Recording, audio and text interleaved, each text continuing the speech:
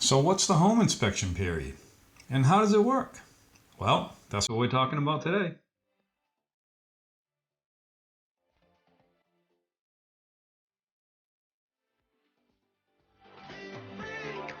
Hey everybody, welcome to Real Estate with Craig. This is Craig Butler with Keller Williams Real Estate right here in beautiful Massachusetts.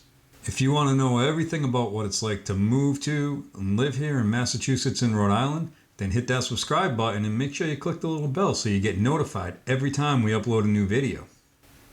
And if you're thinking about relocating or moving here in Massachusetts and Rhode Island, then make sure you reach out. We get calls, emails, and texts every day from people relocating and moving here in Massachusetts and Rhode Island, and we absolutely love it. So what is the inspection period? For this video, we're going to focus on Massachusetts. There are little differences from state to state, so make sure you check with your local realtor or real estate attorney.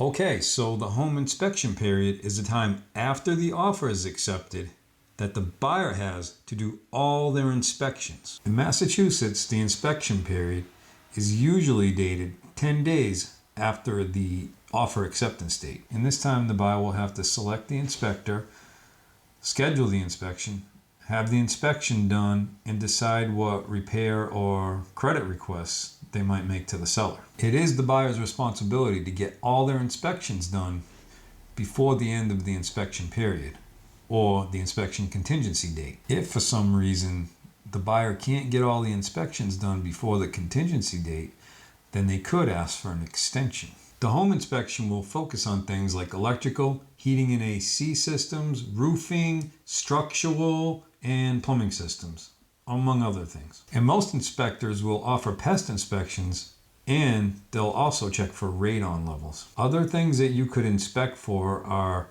lead paint, energy efficiency and usage, septic or sewer, water quality, and water drainage. It's also good to check public records to verify all the information.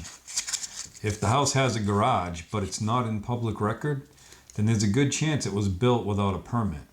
And that could cause you big problems in the future. So how do you find an inspector? If the buyer is working with a buyer's agent, then the buyer's agent could refer an inspector to their client. Most agents have worked with several different inspectors several times, so they've got a pretty good idea as to what inspectors do a good job and which ones don't. You could also use an inspector that was referred to you by a friend, a colleague, or a family member. Though friends and family and colleagues will have only worked with the inspector one or two times, where your real estate agent would have worked with their inspector multiple times. So they're very familiar with the kind of consistency they work with. If you're not working with a buyer's agent, remember, the listing agent cannot legally refer an inspector to the buyer. They can give you a list of inspectors, but you'll have to choose for yourself. What should you expect from the inspector? A good inspector will take a few minutes at the beginning of the inspection to explain the process to the buyer and answer any questions that they might have. Then they'll go ahead and do the inspection, and as they go, they'll point out things that might end up on the inspection report. The inspector will explain the condition of the home, and they'll point out things that might need to be looked at right away, and they'll explain that. And they'll also explain certain things that maybe aren't a problem right now, but might be a problem in the future, just so you know that after you buy the house, you might have to do this or that sooner or later. And they might be able to give you an idea of how you can prevent those things in the long run. Now, the buyer will usually receive the inspection report by their email, and sometimes they can get that as soon as the same day as the inspection. In my experience working with good inspectors, they usually tell the buyer that if they have any problems understanding something on the inspection, or they have any questions, that they can contact them. So make sure you give your inspector a call if you have any questions. And your real estate agent should be able to help with that too. So what happens after the inspection?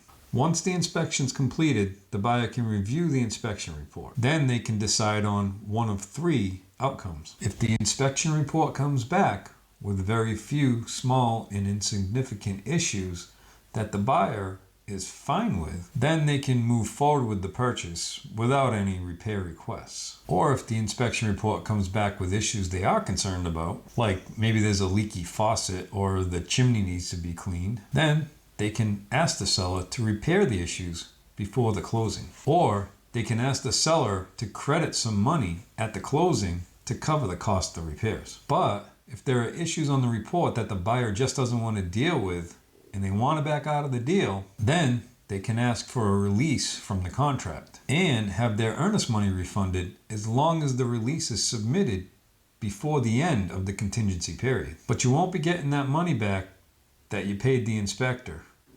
And that could be usually between $400 and $600, depending on the size of your home. So now you know what the inspection period is. If you have any questions about the inspection period or anything else about buying or selling real estate, make sure you call, text, email, or reach out on social media. All of our info is in the description. We absolutely love hearing from you. And if this content was helpful to you, make sure you hit that like and share this to anyone you think it might help. And be sure to hit that subscribe button and click the little bell so you'll be notified every time we upload a new video. Thanks so much, and we'll see you next time.